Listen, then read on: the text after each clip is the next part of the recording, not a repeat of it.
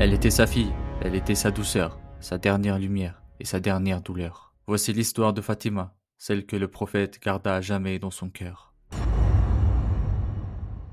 Fatima est née dans une époque de feu et de rejet. Son père, Mohammed sallallahu alayhi wa sallam, venait de recevoir la révélation. Mais à la Mecque, la vérité se payait cher. Elle n'a pas grandi dans l'insouciance, elle a grandi entre la poussière, la faim et le silence d'un père qui rentrait blessé, mais jamais en vain. Un jour, alors que le prophète priait devant la Kaaba, des hommes ont jeté sur lui les entrailles d'un animal. Il riait. Elle a couru, elle a pleuré, elle a essuyé le sang. Et ce jour-là, son insouciance s'est envolée. Quand sa mère Khadija est morte, Fatima n'a pas pleuré comme une enfant.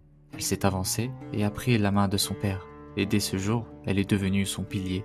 Le prophète alayhi salatu wassalam l'appelait Ummu Abiha, qui signifiait la mère de son père, parce qu'elle veillait sur lui. Elle lui ressemblait dans sa manière de marcher, dans sa pudeur, dans son calme. Quand elle entrait dans une pièce, il se levait, l'embrassait sur le front et la faisait asseoir à sa place. Il disait « Fatima est une partie de moi. Ce qui lui fait mal, me fait mal. » Plusieurs hommes vinrent demander sa main, des hommes riches, respectés. Mais le prophète alayhi salatu wassalam disait non, pas par mépris, mais parce que Fatima ne pouvait être donnée à n'importe qui. Puis un jour, Ali entra. Il n'avait ni richesse, ni maison, mais il avait le cœur droit. Il n'osa presque pas parler, mais le prophète comprit. Il regarda sa fille et lui demanda « Ma fille, acceptes-tu ce mariage ?» Fatima baissa la tête et sourit. Ce sourire fut son oui. Ils se marièrent dans la simplicité, un matelas, un broc d'eau, une couverture et une maison bénie. Fatima cuisinait, nettoyait, broyait le grain.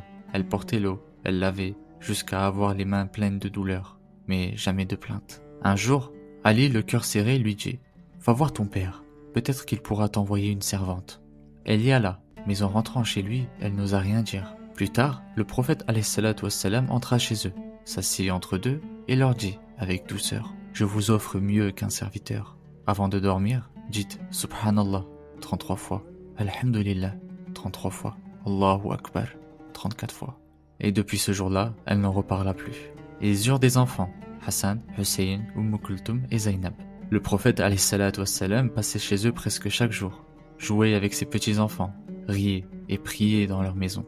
Puis un jour, la maladie arriva. Le prophète alayhi salatu wassalam tomba gravement malade. Fatima le veillait jour et nuit. Elle pleurait doucement en le regardant et disait « Ô père, comme tu souffres !» Et lui répondait « Ma fille, après aujourd'hui, ton père ne souffrira plus jamais. » Il la fit approcher, lui murmura un secret et elle pleura. Puis il lui dit autre chose et elle sourit. Après sa mort, elle révéla Il m'a dit qu'il allait mourir